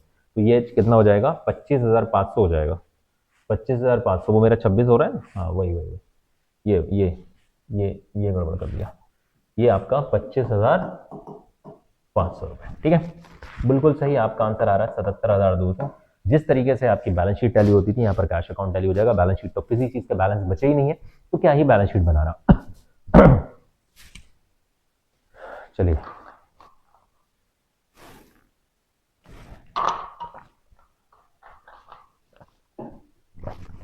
ये आपका एक कंप्लीट रियलाइजेशन अकाउंट बन चुका है। कैश अकाउंट हमने इसमें देखा, लोन अकाउंट हमने देखा। अब हम देखेंगे treatment of goodwill. Treatment of goodwill में सबसे पहले अगर मैं बात करूं, goodwill already appear in the balance sheet. अगर बैलेंस शीट में आपको गुडविल दिख रही है तो सपोज करो आप, वो कौन सी गुडविल होगी, परचेज गुडविल होगी। तो हमको इसको क्या करना है, रियलाइजेशन अकाउंट जब बनाएंगे तो उसको साथ में ट्रांसफर कर देना है डेबिट साइड में। लेकिन दूसरी चीज आपको एक और याद रखनी है, अगर क्वेश्चन साइलेंट है कि इससे कुछ मिला है या नहीं मिला है, तो आप क्या मानोगे कि कुछ भी नहीं मिला है। इंटेंजिबल एसेट्स के बारे में अगर क्वेश्चन साइलेंट रहता है तो ये मान लिया जाएगा कि नथिंग इज रिकवर्ड। ठीक है, तो note, if the question is silent about the realisation of goodwill, it is assume that goodwill has not realise any amount. तो पहले तो इसको हम ट्रांसफर करने की अगर एंट्री करें तो पहली एंट्री क्या हो जाएगी, realisation account debit to goodwill. ये तो हम रियलाइजेशन में ट्रांसफर करेंगे इसको। इसी के साथ साथ अगर और भी कोई इंटेंजिबल एसेट्स होती है, लाइक पेटेंट्स होते हैं, कॉपीराइट्स होते हैं, ट्रेडमार्क्स होते हैं, तो उनको भी आप यहां पे लिख दोगे। अब if goodwill not appearing in the balance sheet, अगर गुडविल बैलेंस शीट में अपियर नहीं हो रही है, when some amount is realise for goodwill, तो हम इसको ट्रांसफर तो नहीं करेंगे, लेकिन कुछ उसकी वजह से मिल रहा है। हम रनिंग बिजनेस को किसी को सेल कर रहे होंगे, या हम अपना बिजनेस बंद कर रहे हैं, लेकिन उस ब्रांड वैल्यू से कुछ मिल रहा है, तो आप इसकी एंट्री क्या करोगे, बैंक अकाउंट डेबिट, यानी कि अनरिकॉर्डेड एसेट्स है, तो जो अनरिकॉर्डेड एसेट्स की एंट्री होती थी, bank account debit to realisation account. ठीक है, if goodwill is taken over by any partner, तो बैंक की जगह क्या आ जाएगा, partners capital account to realisation account. ठीक है, और यहां पर भी आपको याद रखना है, ये सेम दोनों एंट्रियां हो जाएंगी। ये तो एक ट्रांसफर की एंट्री तो एक ये हो जाएगी, आपने गुडविल को ट्रांसफर कर दिया रियलाइजेशन में। दूसरी चीज, अगर उससे कुछ मिल रहा होगा तो ये एंट्री हो जाएगी, और अगर पार्टनर खरीद रहा होगा तो ये एंट्री हो जाएगी। यानी इसके बाद ये अगर इसकी ए एंट्री है तो बी और सी मैं कह सकता हूं ये वाली एंट्रियां यहां से आप कॉपी कर लेंगे। ठीक है, तो गुडविल अगर बैलेंस शीट में नहीं दिख रही है और कुछ मिल रहा है तो बैंक टू रियलाइजेशन, पार्टनर खरीद रहा है तो पार्टनर्स टू रियलाइजेशन। अगर गुडविल बैलेंस शीट में है तो रियलाइजेशन टू गुडविल, लेकिन रियलाइज अगर होगी तभी ये एंट्रियां होंगी, और क्वेश्चन में कुछ नहीं बोला है तो आगे कोई एंट्री नहीं करनी, ओनली वन एंट्री ट्रांसफर करके छोड़ देना इफ क्वेश्चन इज साइलेंट। दूसरी चीज, अगर टेंजिबल एसेट्स के बारे में अगर क्वेश्चन साइलेंट है, जैसे प्लांट है, मशीनरी है, बिल्डिंग है, लैंड है, तो इनके बारे में अगर क्वेश्चन साइलेंट है तो उसे बुक वैल्यू पर रियलाइज मान लिया जाएगा। सपोज करो हमारे पास बिल्डिंग थी 50 लाख की, क्वेश्चन में कुछ नहीं बोला कि उससे कितना मिला, तो हम ये मान लेंगे 50 लाख मिला। अब अगर हमारे पास 10 लाख की गुडविल थी, क्वेश्चन में कुछ नहीं बोला तो हम ये मान लेंगे 10 लाख पानी में गए, डूब गया, कुछ भी नहीं मिला। ठीक है, ऐसे ही लाइबिलिटी के बारे में अगर क्वेश्चन में कुछ नहीं बोला, वो साइलेंट हो क्वेश्चन। ये गलती मैं अपने जब मैं सीएमए फर्स्ट ग्रुप में था तब मैंने ये गलती की थी कि लाइबिलिटी के बारे में कुछ नहीं बोला था, तो मैं उसको बस ये समझ लो कि भूल गया था मैं कि उसके बारे में कुछ नहीं बोला, तो मैंने नहीं लिखा। लेकिन जब अगर लाइबिलिटी के बारे में कुछ ना बोला हो कि कितने में सेटल हो रही है, एट बुक वैल्यू उसको सेटल कर देना, जितनी की थी उतना हम उसको पेमेंट कर देंगे। चलिए, अब यहां पर हम एक क्वेश्चन और देखेंगे, सिर्फ और सिर्फ रियलाइजेशन अकाउंट बनाना है इसमें। क्वेश्चन क्या है, प्रैक्टिस पर्पस के हिसाब से एक्स वाई जेड पार्टनर्स हैं, शेयरिंग प्रॉफिट एंड लॉस, 3:1 का इनका रेशियो है। Following was the balance sheet at the date on date of dissolution. यहाँ पे क्रेडिटर मिसेस बीज लोन, अब यहाँ पर वाइज लोन होगा ये, ठीक है, wise loan, Mrs wise loan, by partner है, वाई की वाइफ पार्टनर नहीं है, ये एक्सटर्नल लाइबिलिटी होगी, याद रखना। ठीक है, बच्चे यहाँ पर कंफ्यूज हो जाते हैं। वीज लोन ये फिर बाय है, ठीक है। वर्कमैन कंपनसेशन रिजर्व, मैंने इसके स्पेशल ट्रीटमेंट आपको बताए हुए हैं। इन्वेस्टमेंट फ्लक्चुएशन रिजर्व, इसको तो आप इन्वेस्टमेंट के साथ ये अपोजिट साइड चला जाएगा। कैपिटल अकाउंट तीनों के लिखे हुए हैं। बैलेंस लिखा है डेटर्स, बैंक बैलेंस लिखा हुआ है, डेटर्स है 15,000 के, less provision 14,000।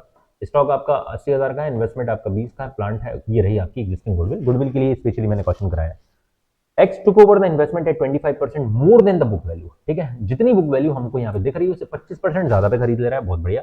Y took over the debtors amounting ₹5,000 at 4,000, इस जो हमारे डेटर है 15,000 के, 15 में से, इन 15,000 के डेटर में से 5,000 के डेटर को ये बंदा कितने में खरीद ले रहा है, 4,000 में खरीद ले रहा है। And remaining debtors realise 75% of their book value. अब बचेंगे कितने के, 10,000 के। 10,000 का 75% कितना होता है, 7,500। ये हमको कैश रिकवर हो जाएगा, ये मैंने वर्किंग नोट यहीं पे बना दिया है।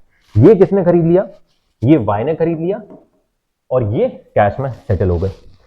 Stock is sold at 59,000, stock को 59,000 में सेल किया गया। And plant and machinery sold for 40,000, इनके बारे में भी बात हो गई, प्लांट एंड मशीनरी हो गई, स्टॉक भी हो गया।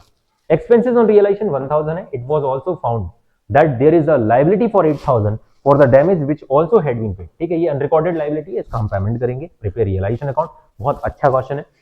सबसे पहले हम सारी एसेट्स को लिखते हैं, डेटर, स्टॉक, इन्वेस्टमेंट।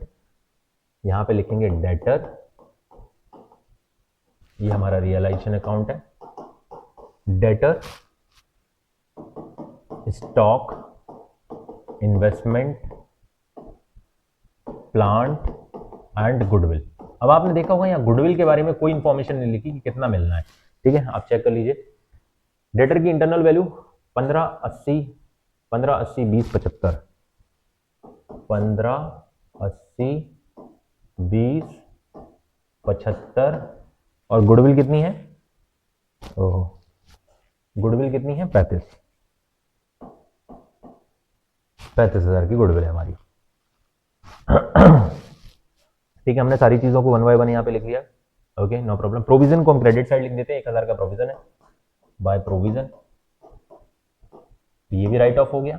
ठीक है, अब हमारे पास और क्या क्या है लाइबिलिटीज में, मिसेस वाइज लोन है और क्रेडिटर है, बाय क्रेडिटर्स और मिसेस वाइज लोन है। ठीक है, ये कितना है, 18,500 और 5,000, 18,500 और 5,000। यहां पर और कोई लाइबिलिटी बची क्या, नहीं। WCR, अब देयर इज नो क्लेम, तो पूरा का पूरा पार्टनर्स कैपिटल अकाउंट में डिस्ट्रीब्यूट हो जाएगा। इन्वेस्टमेंट फ्लक्चुएशन रिजर्व को हाँ लेके चलेंगे, IFR 7,500 का है, इन्वेस्टमेंट फ्लक्चुएशन रिजर्व 7,500। बस ये हमने सारी चीजों को, इसको और इसको इधर से उठा लिया। वाइज लोन क्यों नहीं उठाया, अलग से इसका अकाउंट बनेगा। वर्कमैन कंपनसेशन रिजर्व क्यों नहीं उठाया, क्योंकि इसके ऊपर कोई लाइबिलिटी नहीं है। ठीक है, कैपिटल अकाउंट अलग से बनेंगे। ठीक है, अब X took over the investment at 25% more than book value. अब इन्वेस्टमेंट हमारा 20,000 का है, बुक वैल्यू से ज्यादा रियलाइज हुआ है, ठीक है। कितना रियलाइज हुआ है?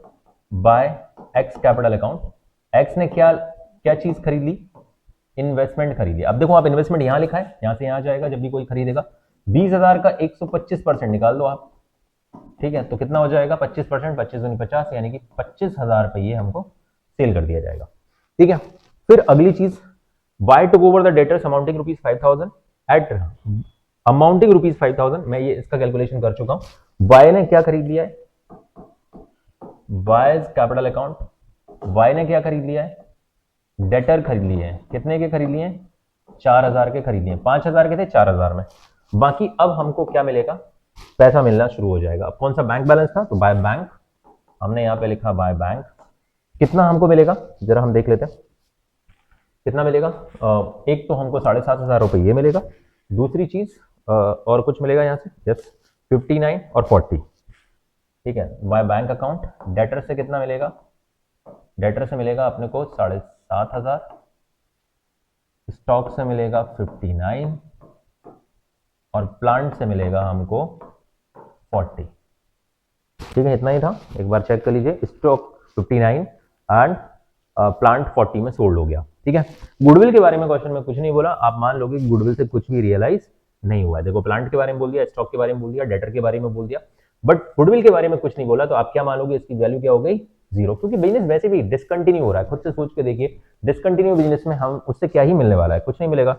7,500 प्लस 59,000 प्लस 40,000, तो 1,06,000, 1,06,500 ये आपको टोटल रियलाइज होगा फ्रॉम सेल ऑफ एसेट्स। अब हम इधर आ जाते हैं to bank.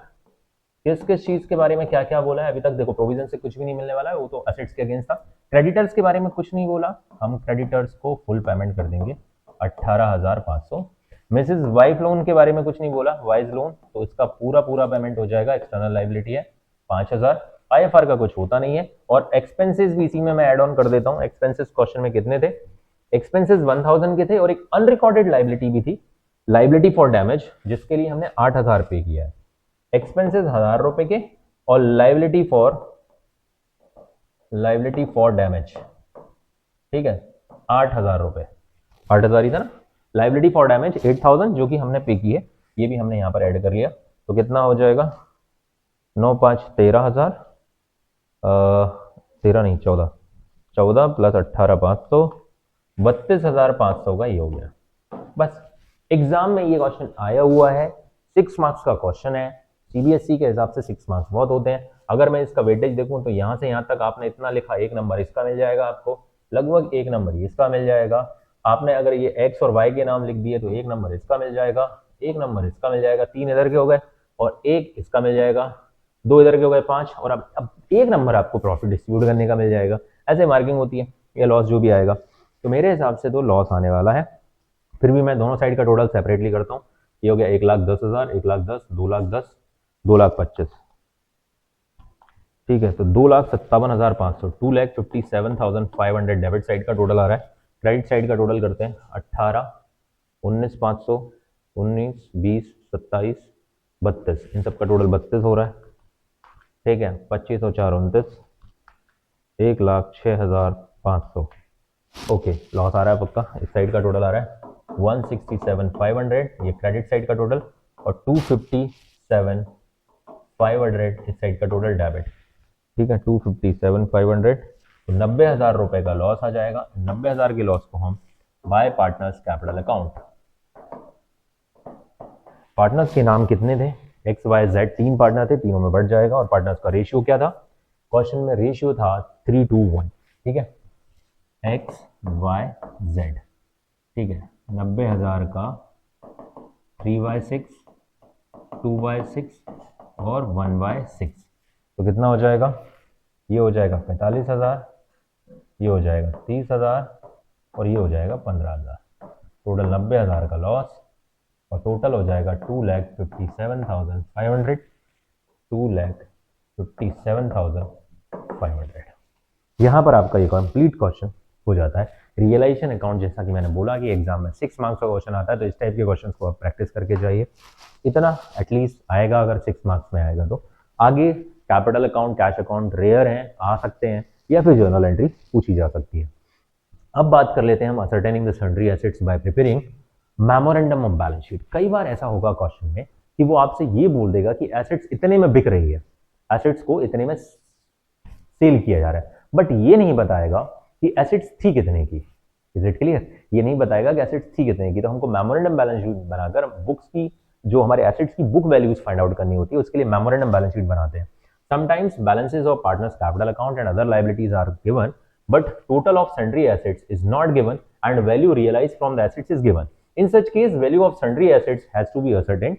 It is ascertained by preparing the memorandum balance sheet, and the amount of capital and other liabilities are added, and the sum of total is to be total amount of assets. आपने सुना ही होगा कि assets equals to capital plus liability होती है, ठीक है।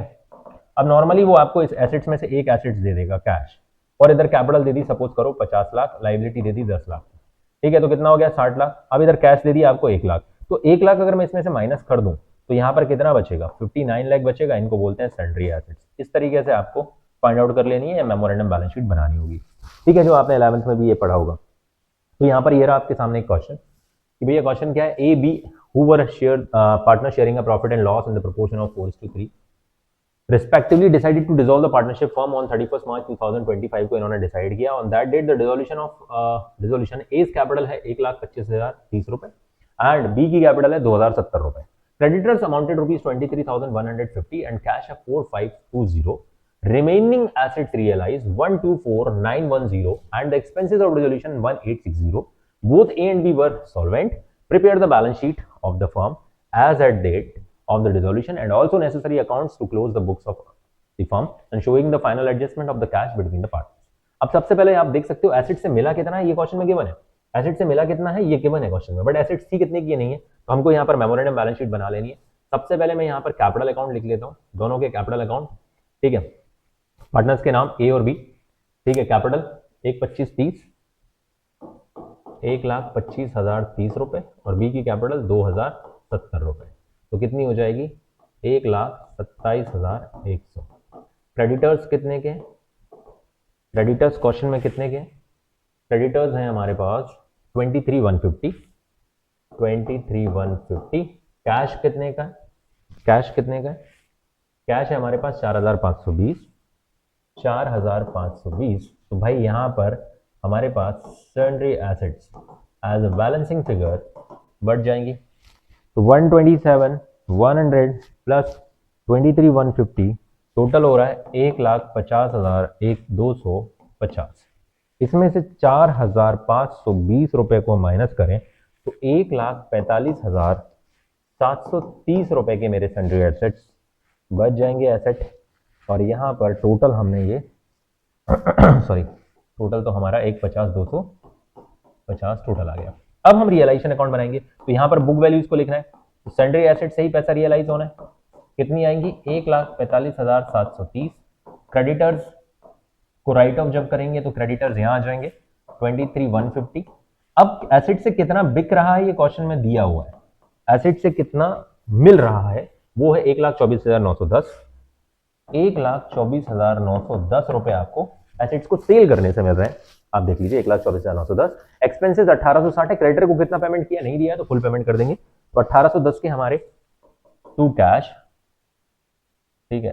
Creditor को full payment कर दो, ठीक है, 23,150 और टू कैश एक बार और लिख लेते हैं एक्सपेंसेस के लिए 1,810 रुपए के खर्चे। अब आप चेक कर सकते हैं हमने हर एक वैल्यू को यूज कर लिया, इन दोनों को हमने इनको और इनको यूज किया, मेमोरेंडम बैलेंस शीट बना लिए।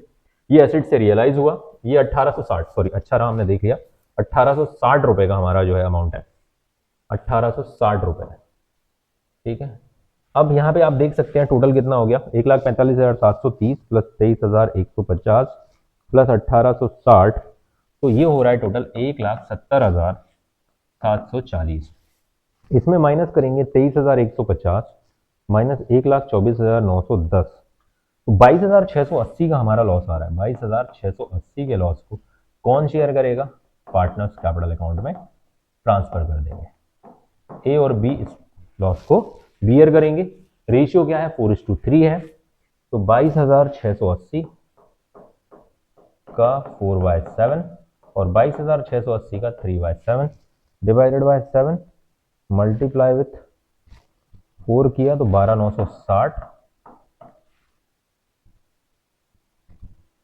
और 9,720।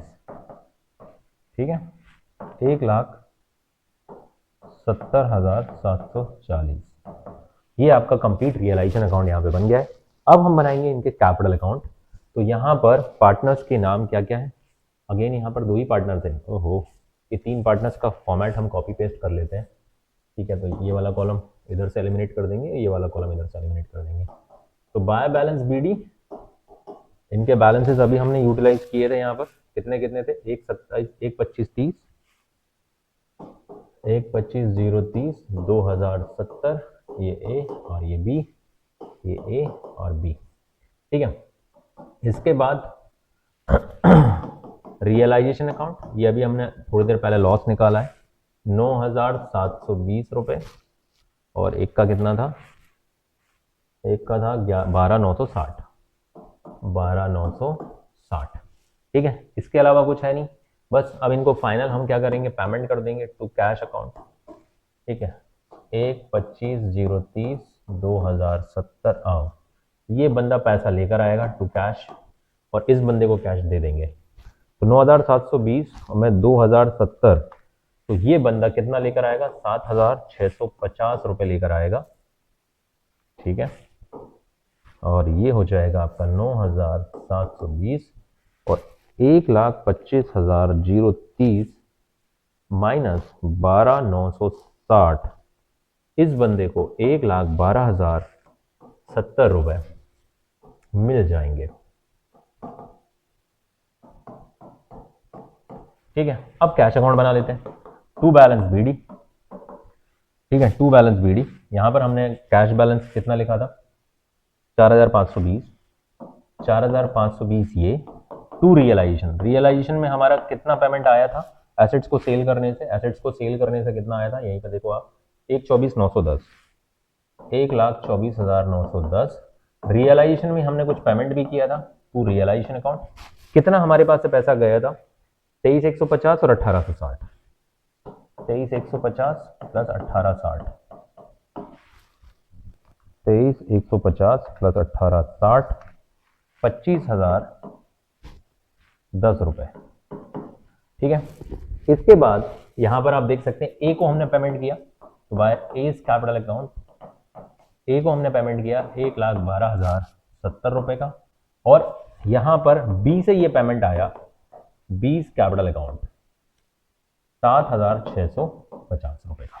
टोटल करके देख लेते हैं, प्लस 1,12,070 रुपए, 1,37,080 रुपए का टोटल इधर आ रहा है, माइनस 7,650 माइनस 1,24,910। यस, बिल्कुल सही सर, आपने ये तो घटाया नहीं, वो मैंने चेक कर लिया, आप भी चेक कर लीजिएगा। ये हो गया आपका कैश अकाउंट यहाँ पे टोटल, और यहाँ पर डिसोल्यूशन का कंप्लीट कॉन्सेप्ट फिनिश होता है।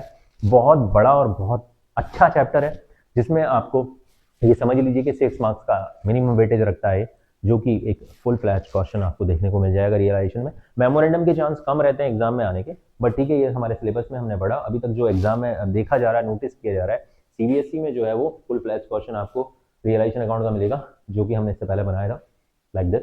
और बाकी अगर स्टेट बोर्ड की बात करूं तो मेमोरेंडम बैलेंस शीट के क्वेश्चंस आते हैं, तो आपको बिल्कुल पढ़ना है मेमोरेंडम बैलेंस शीट के क्वेश्चंस। और कुछ थोड़े बहुत मार्क्स वन वर्ड क्वेश्चन में पूछे जा सकते हैं या एमसीक्यूज में पूछे जा सकते हैं मेमोरेंडम बैलेंस शीट का, तो वो आप थोड़ा सा ध्यान रखिएगा। ये हमने यहाँ पर अपना कंप्लीट डिसोल्यूशन की प्रोसेस देखी, इसको मैंने 2 पार्ट में रिकॉर्ड किया। कल कुछ टेक्निकल प्रॉब्लम आ गया था, दैट्स वाई लाइट का कुछ इशू था, तो हम रिकॉर्ड नहीं कर पाए थे। तो 2 पार्ट में ये चैप्टर देखने को आपको मिलेगा, पार्ट 1 और पार्ट 2 में। तो आज के लिए इस वन शॉट वीडियो में इतना ही, मिलते हैं नेक्स्ट वीडियो में। आपको ये वीडियो कैसा लगा?